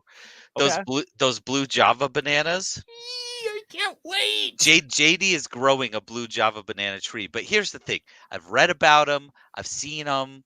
Right, I've never seen one live in person. I will, but I've read about them. They're supposed to allegedly taste like a banana vanilla ice cream. Same texture too, just like a same sorbet. Texture. This for me. This is Starfield. I will believe it when I see it. That's perfect. That's such a perfect one. Because I got the whole tree because I had to see it, dude. And I'm so like when you harvest that, I'm gonna be down there that day because I have been wondering ever since you introduced me to these things. I have been wondering like this can't be real, right? Like it can't really taste like that. I have to know. To know. It's a Dennis the Menace scenario. If you guys ever watched the live action Dennis the Menace movie back in like the 90s that came out, where one of the biggest fuck ups that Dennis had was where Mr. Wilson was growing this flower that only blossomed every like 30 or 40 years. And right as he missed it, Dennis made him miss it. And even as a small child, I think this movie, you're supposed to take the side of the child. I was like, what a little shit. Like, what the fuck, I hate that kid. I just like the magnitude of waiting that long for something, even as a kid who didn't understand the concept of 40 years. I understood that was screwed up. And this is how this feels, because you got to watch this tree grow for 2 to 3 years. And then one little stick comes out of it. It's just leaves for 3 years. And then a little stick comes out and it's like, here's some flowers. And here's like 8 bananas. I gotta know. I gotta know. I'll take 3 years to know. This is Starfield for me. It sounds like I'm going to love it. And I am just because I don't like bananas, I've been burned before on video games. Like I will believe it when I see it. I love that shit. Okay, I have one quick, easy one is for apples. Okay. For apples, I thought these apples are like Tetris. Almost everyone can agree on an apple they like. There's like an apple out there that someone would probably enjoy, or like, a format that they like it in: applesauce, apple juice, whatever. And it forms the basis of a million other great games / foods. I mean, how many puzzle games built on the foundation that Tetris laid? So many. And it's what people think of when you say fruit. Tetris is what people think of when you say video games, or maybe less so these days. But back in the day, Everyone's gonna know it too. Like everyone knows what an apple is. Everyone knows what Tetris is. Everybody. it's kind of like when the Bible is like, there's a forbidden fruit, and everyone's like, oh, it's an apple. They're like, well, not. We don't know if it was an apple. It's like, oh, so it was an apple. It was an had apple. You said little fruit's an snake apple. with the apple and the apple. naked people. Yeah, it was an apple. Well, That's the same thing. unconfirmed. It's an apple. It was a Nintendo. It was Yeah. obviously a Nintendo called Tetris. Okay. So yeah, that's apples for me. Okay, what else let's you see. got? Okay. I only got here- 2 more. I got a couple more. So tomatoes. That freak tomato. It's a fruit, yeah. technically. Right? Everything is. This is mobile gaming, and here's why. Because you see all these statistics, and they're like, oh yeah, gamers, gamers are made up mostly of moms, right? Playing and you're like, okay, these are moms playing mobile games. Like, I get it. No. And like, Dark Souls. they're not gamers, right? And I'm not one to like gatekeep, but like their hobby isn't gaming. They're just killing time with their phone, right? They also would just like, I'm not a Facebooker, right? But they're just killing time on Facebook, right? So this is all of those this is mobile gaming. Tomatoes, yes. Is it a fruit? Technically. But like in your brain, is tomato a fruit? No, it's not. It doesn't count. You're not like, yeah, I had a lot of fruit today. I had an apple, had a banana, had a tomato. No, you're not listing tomato as like a fruit that you ate. There's not in a your brain. cooking mama esports. Yeah. What we're saying. Yeah, exactly. So is tomato a fruit? Technically. Is mobile gaming technically? But is it like gaming? Like, we know what we're talking about, right? It's not, right? Just like tomato. If you're like, hey, you got to eat all your fruits, and you're like, okay, add a tomato. You're like, okay, come on, man. Like, quit being crazy. You had some salsa. That doesn't count as a fruit. I like tomatoes as mobile gaming because I just can't bring myself to eat them ever, and I just can't bring myself to do mobile games on my phone. I just can't.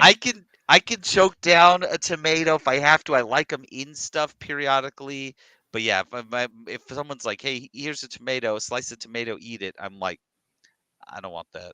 Nobody wants that. And then people will tell you, "Oh, it's because you always get store-bought tomatoes." I'm like, "Bitch, I grow tomatoes. I don't like." I've had so many tomatoes, I'm just not a fan. And they're like, "You aren't playing the right tomatoes." The right one. All right, here's a good one. Durian. Okay. You guys know this stinky fruit that smells like gasoline.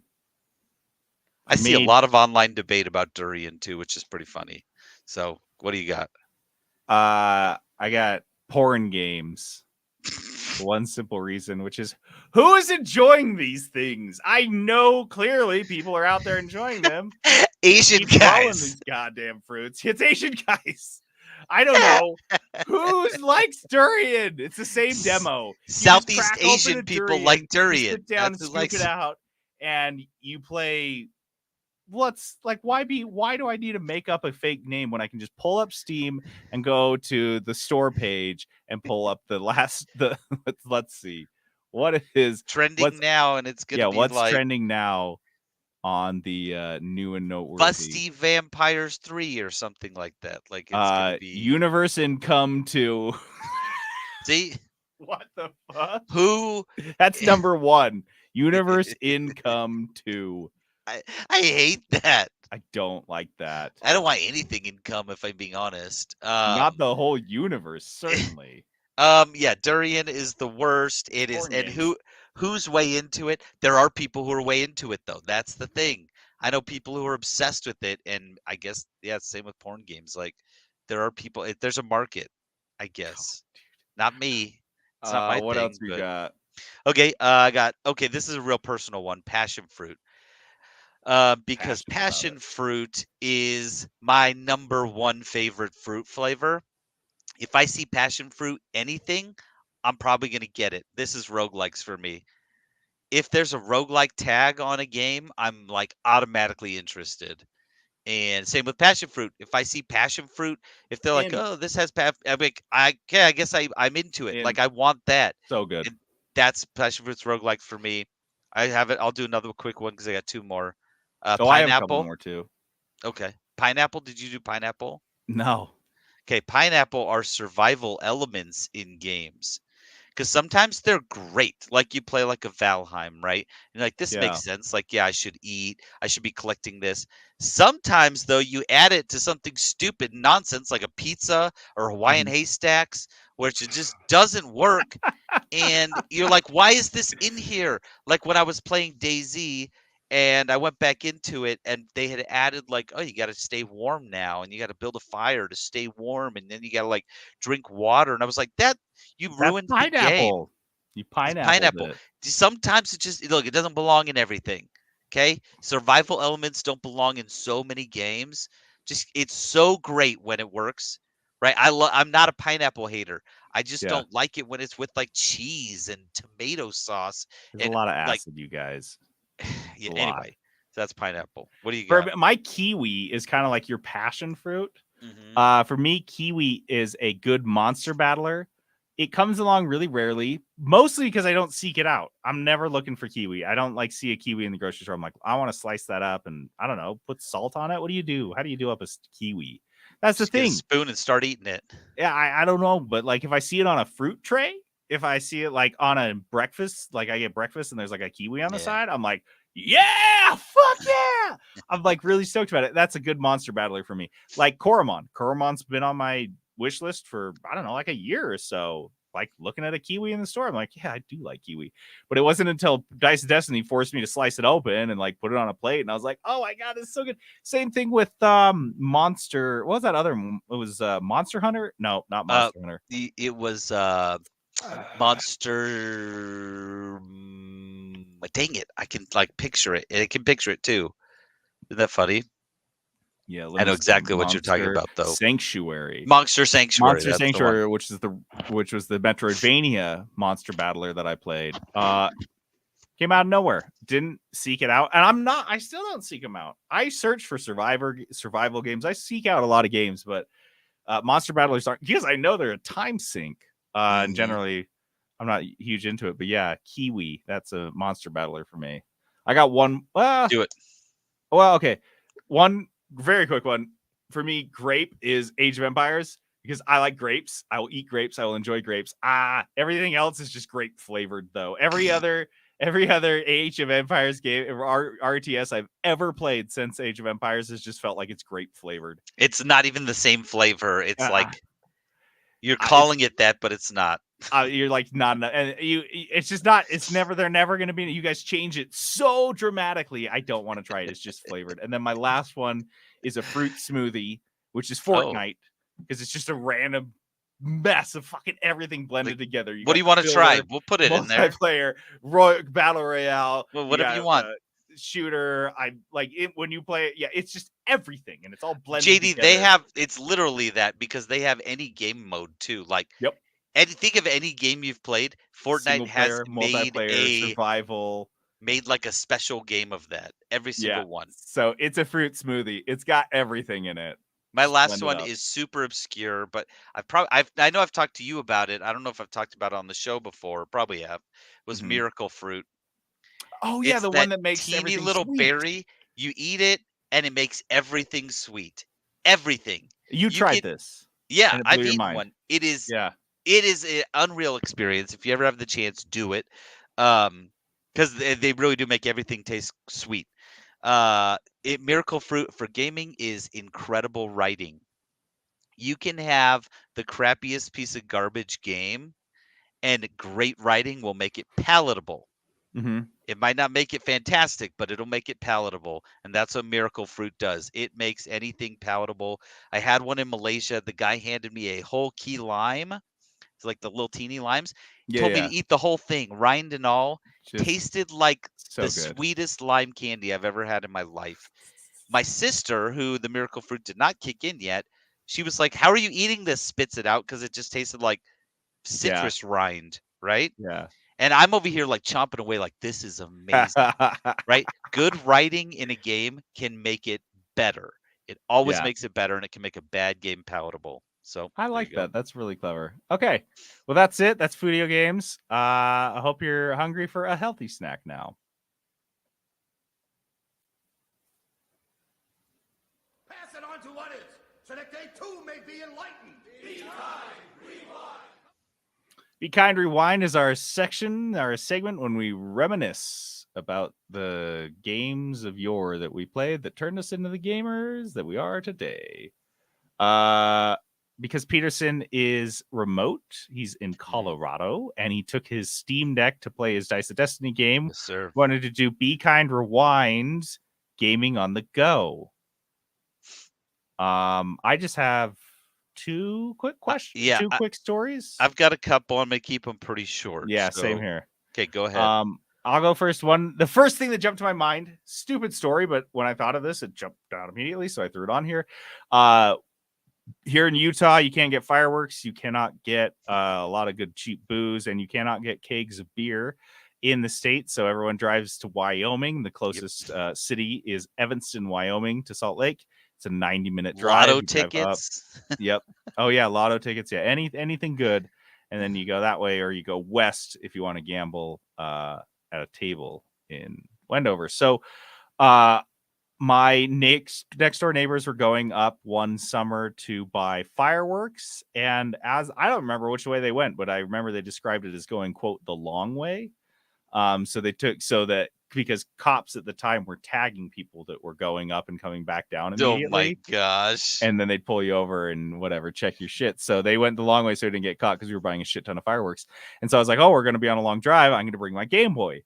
And I don't know what, for whatever reason, the Game Boy game I had in there, the Game Boy game I decided that I wanted to take and sit in the car for 4 or 5 hours playing was my Game Boy camera. What the fuck? The Game Boy camera came with 3 mini games. And I looked, and only one of them was worth playing. It was like a Space Invaders style game. It's called Space Fever 2. Space Fever 2 on the Game Boy camera. I played that game for like 5 or 6 hours till my battery died. It was just the weirdest decision. And I'd never beaten it before because I never like sat down to but I was like, that was my only option, is to sit there and just grind on this thing. Just play it forever. And my neighbor was sitting in the front seat with his mom. And so I was in the back seat. So I didn't even have like an obligation to like engage. I was just You were just out. like, I'm picturing JD in the back of one of those station wagons facing the complete other direction, just grinding away on the stupidest game. It was the stupidest shit ever, but I have the high score now, so there you go. That's what it is. What do you got? I've got a quick one, and this was actually from when I was a little bit older in college. In my grad program, we went on a international trip. And so I was like, we could doing a lot of flying, a lot of bus trips and stuff like that. So I brought 2 Nintendo DSs. So I had 2 Nintendo DSs. If you remember, you could like hook them up and play together and stuff like that. So I had 2 of them, so I brought them both. And I was like, yeah, I'll play a little bit. But like, I'm with my grad school cohort who are like my good friends, right? Yeah. And so I'm like hanging out, talking to them and stuff. And like a couple of our professors that came were super cool. So I was like talking to them. I barely played the DSs. This other A-wipe in my class is, well, I don't know if I'll say his name, AJ. This guy named AJ, right? He shows up and he's like so bored he can't stay awake. And I'm like, oh yeah, do you want to play? I brought Nintendo DSs. Do you want to try to play one of those on the plane? What games did you have? Don't ask me that on the spot. I can't remember all the games I had. One of them was, oh gosh, it was a strategy game. It's actually pretty popular on the DS. It's good. Advance Wars.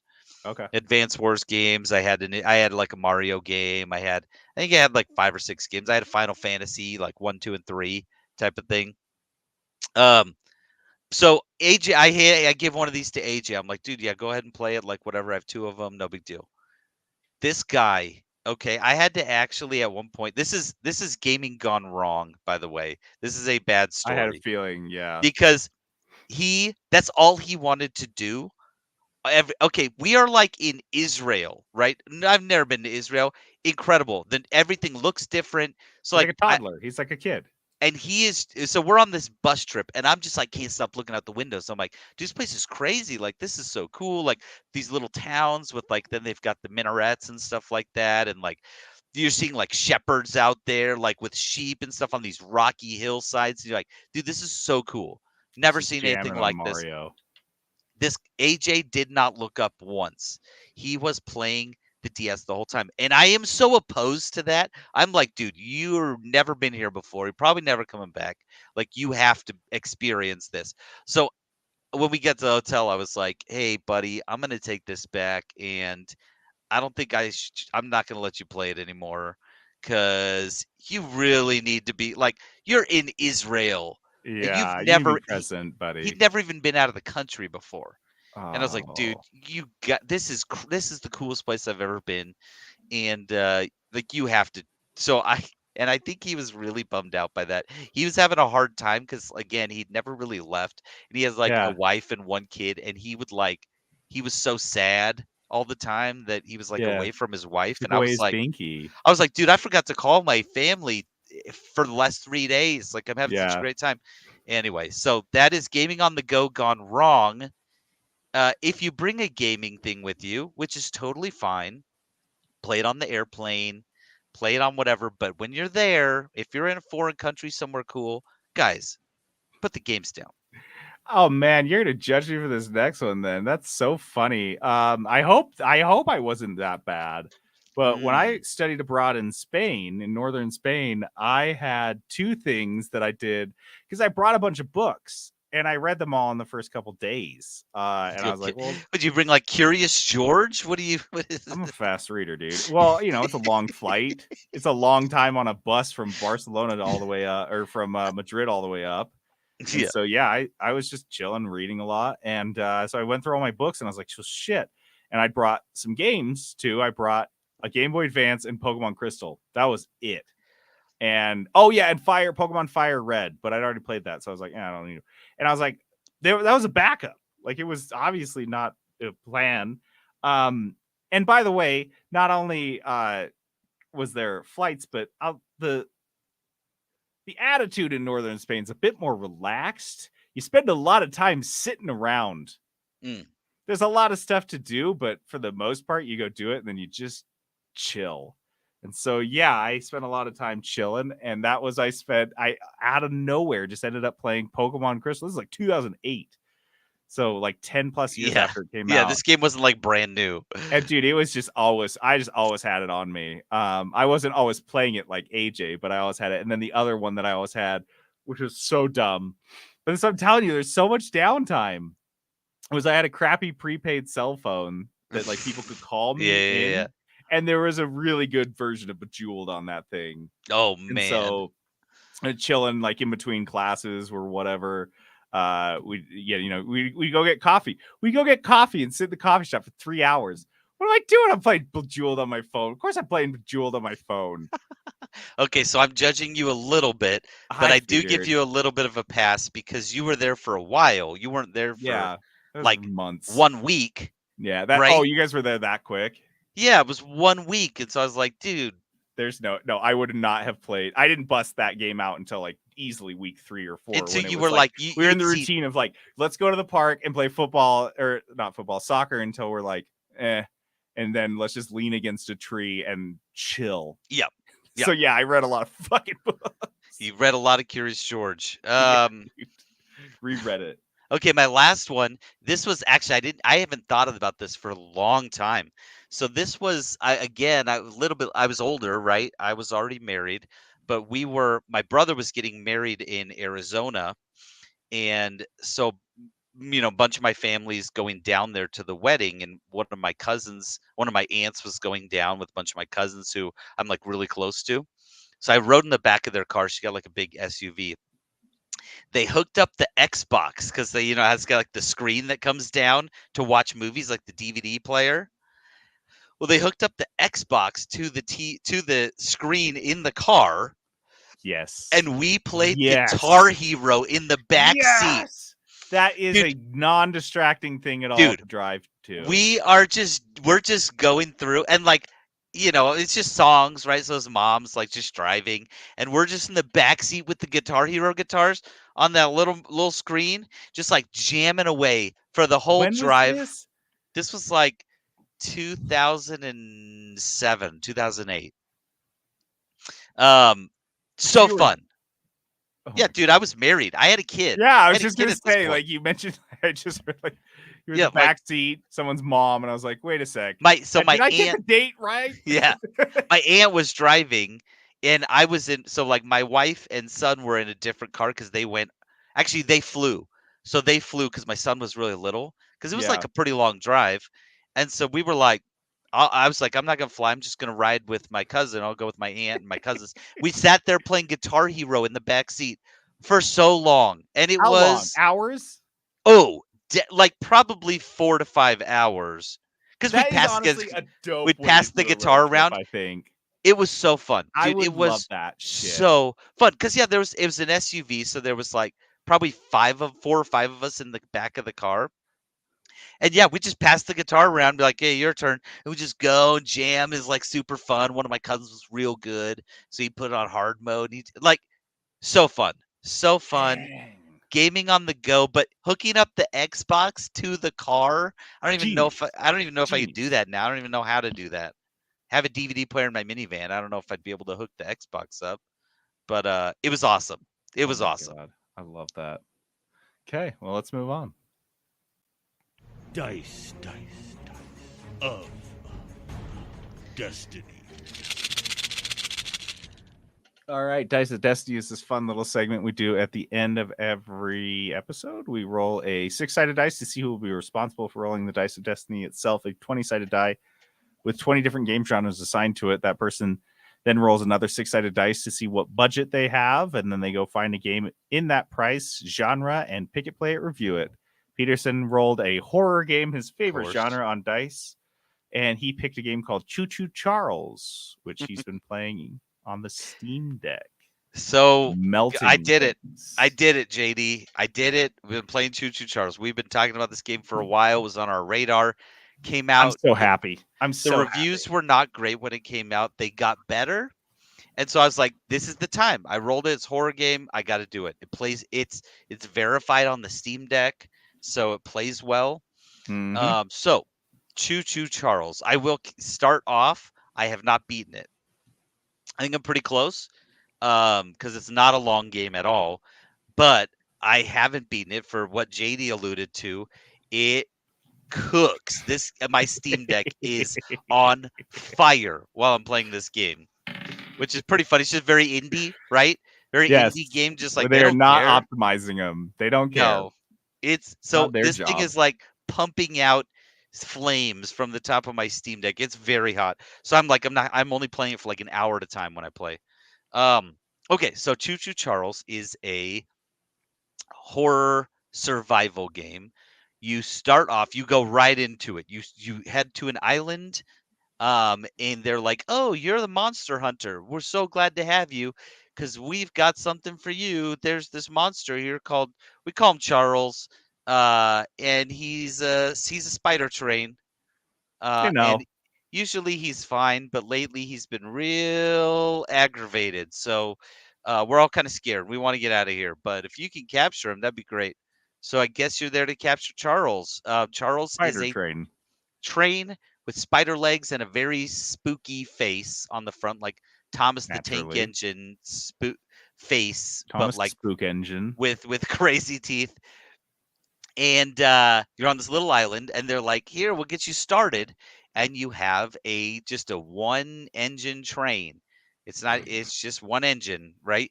And you go inside the train, and there's a gun on the back, Mhm. and there's 3 controls: forward, backwards, and stop. And it's just on a track, and you just like go around the island. And they're like, just be careful, like Charles is gonna come, and it does kick you off like with a quick Charles fight. And Okay. the guy that's with you gets killed by Charles, and he's like, "Charles, not that bad. Like, oh, it'll be fine. Like, whatever. Just like when he comes, just shoot him, and then he dies." And you're like, "Well, Love okay." that. Okay. Um, So it's got a little bit of humor. a little bit of humor, but so you go around on this train, and you get a map, and you can look at the map and like it'll show you where NPCs are that you can go get a mission from.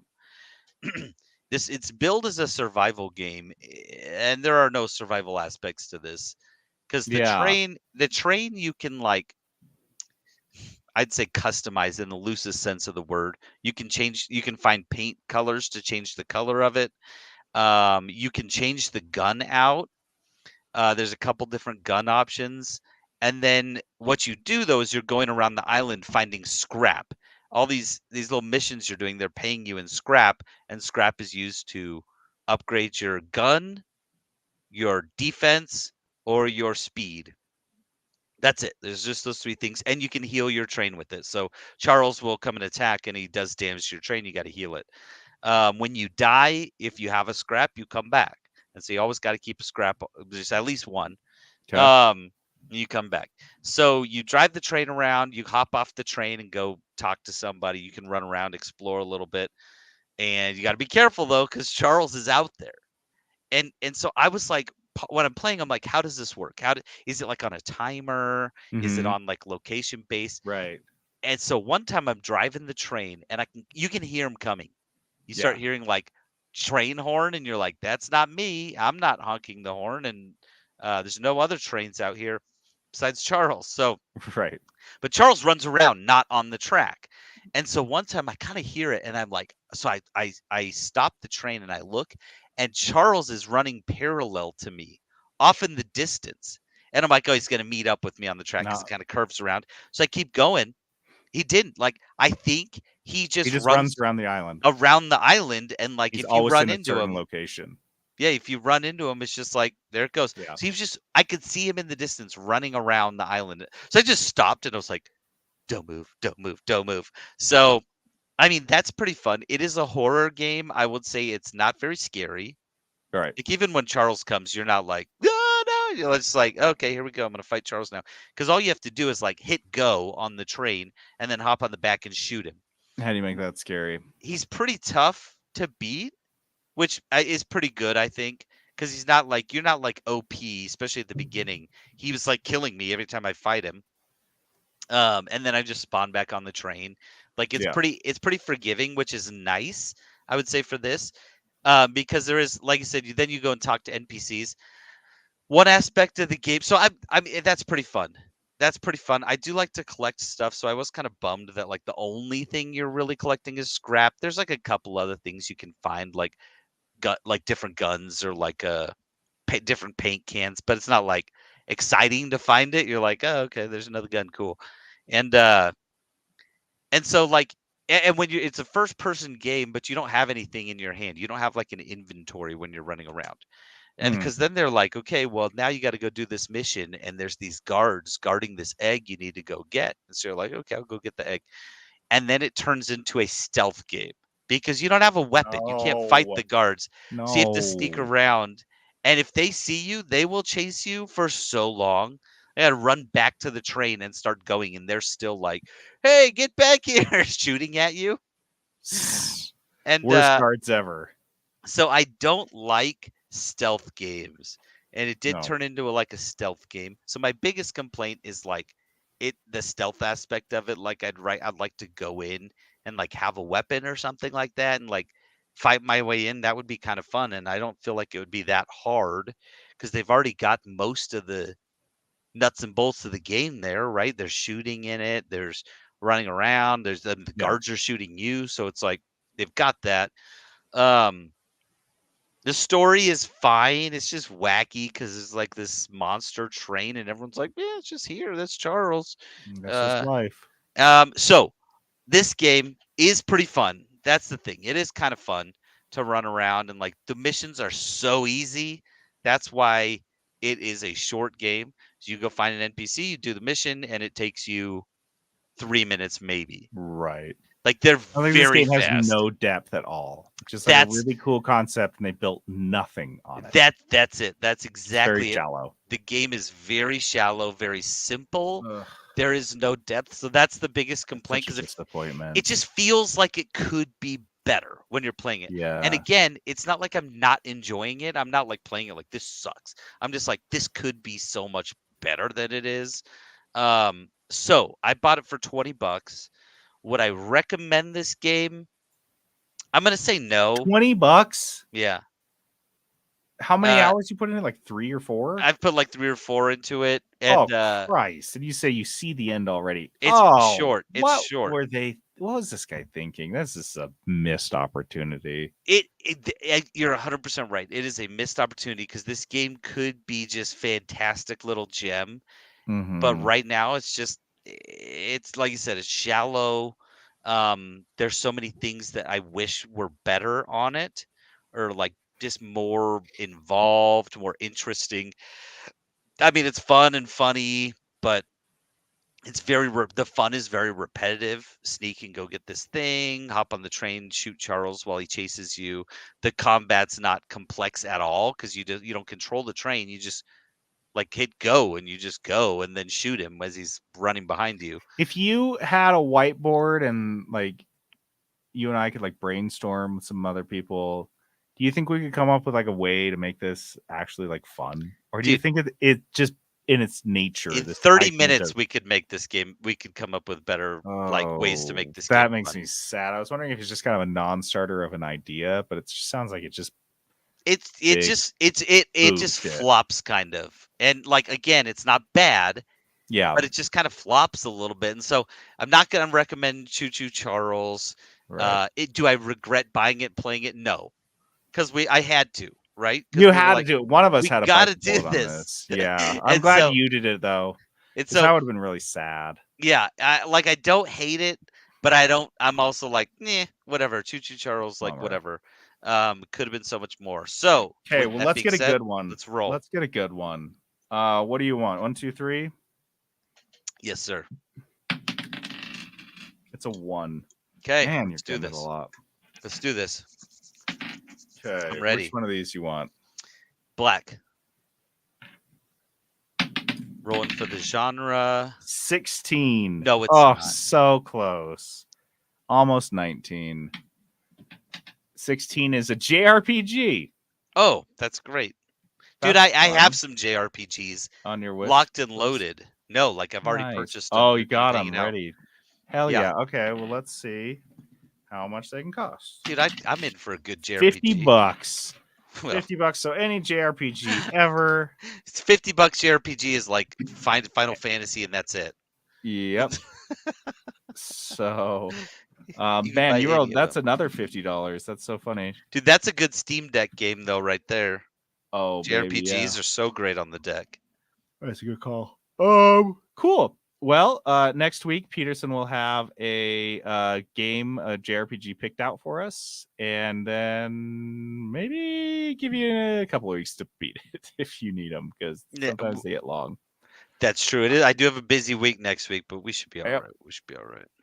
Okay, well, to play us out, we've got the "You Never Stood a Chance" song from Choo Choo Charles. I told JD it Buckle was too intense.